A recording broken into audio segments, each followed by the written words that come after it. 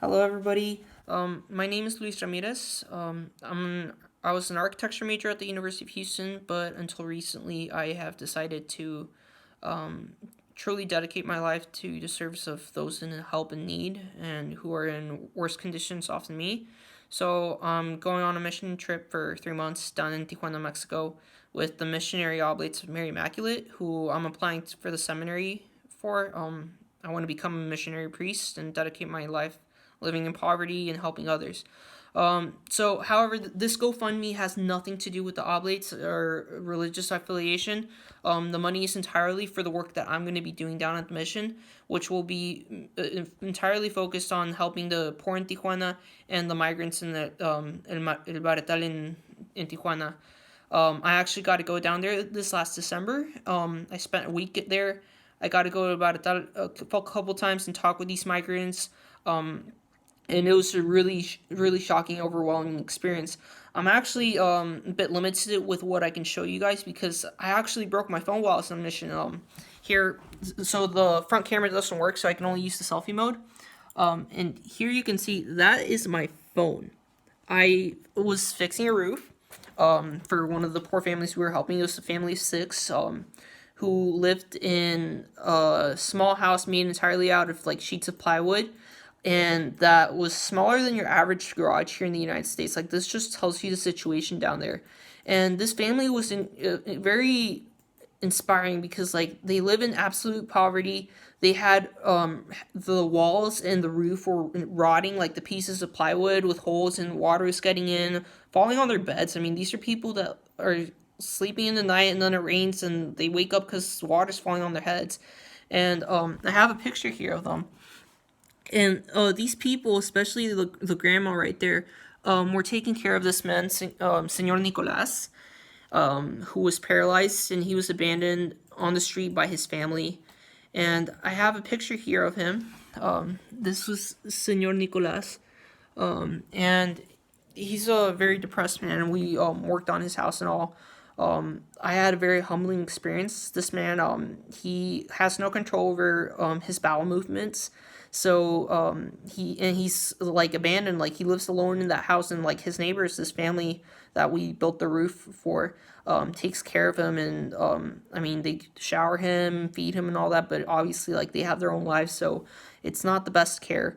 And he's just stuck in bed, sweating and wearing diapers. But some of the feces gets out sometimes, so he's covered in this like sweat and poop covered smell, and like it's bad. But I had to help carry him and give him a shower, a bath, with bucket and water. And his smell was stuck in on my shirt for the entire day.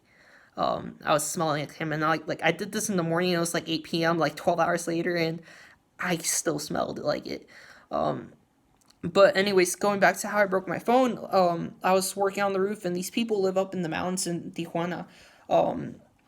And I fell off the roof because, I mean, it's not a very stable structure that they use for their houses. And I slid down the mountainside a bit, and I got a bit of cactus stuck in my butt, and my phone broke. I guess like while I was falling one of the rocks. I don't know my weight.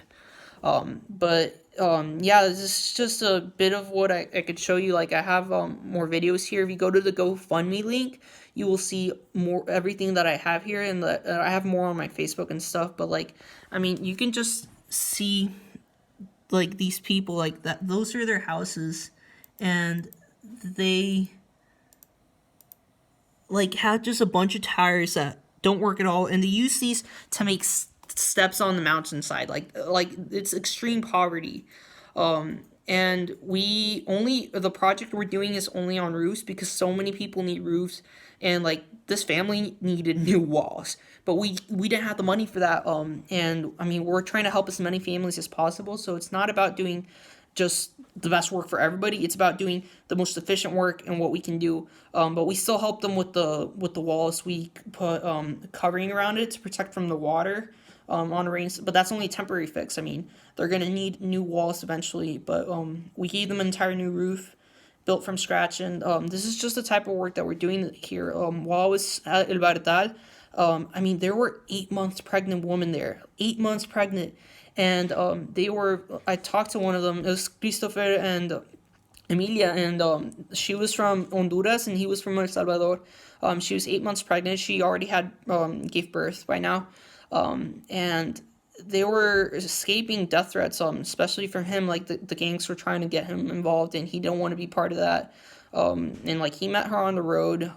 She was also a very serious case seeking asylum, and like I got to talk to a lot of people like these, and like these are people, women that are pregnant with kids. I remember there's this one family, Senora Cristina was her name, and she had two daughters, both adolescents, like age 13, 14.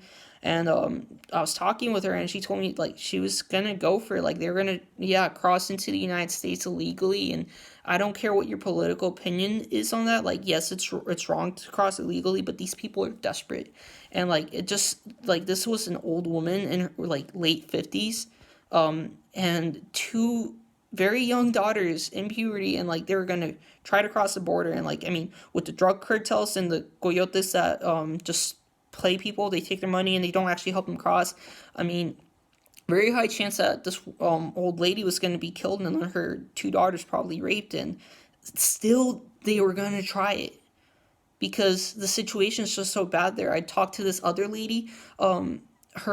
She and her brother were going into El Barretal after like working all day, and there was a terrorist attack on them by just a small cartel gang in Tijuana. There's a very strong racism against these Central American people, and they ran over her and her brother. Her brother died, and she was left on a wheelchair with two broken legs, can't walk. And I mean, I got to talk to this woman, and this happened literally the day before I got there, and like it just tells you the situation. These people don't want to be there. It's very uncomfortable. They do not have any form of privacy. They live in tents and they're stuck there all day. A lot of them can't even leave because they don't still have a verification card. And I mean, these were like 5,000, 6,000 people that were there while I was there, and there's only one person from the Mexican government who's giving them their ID. And once they go in, they can't actually leave unless they have their ID. So many of them were stuck in a very long line with like over 100 people waiting to get their ID, and if they leave without it, they can't go back in. So it's a very harsh condition, and regardless of your political opinion, these people are starving out there. Not all of them are fleeing their countries out of like fear of death, but a lot of them are, and it's not about what the future is going to hold for them. It's about the now, and the now is that they are starving. They need help. And I mean, that's why I'm going to be doing every day from Tijuana. I wake up each day at 6 a.m. and I don't stop working until 8 p.m. And I'm very excited to go back. I broke my phone. I had to carry a man who, like, covered in poop, sweat mix, and it smelled horrible.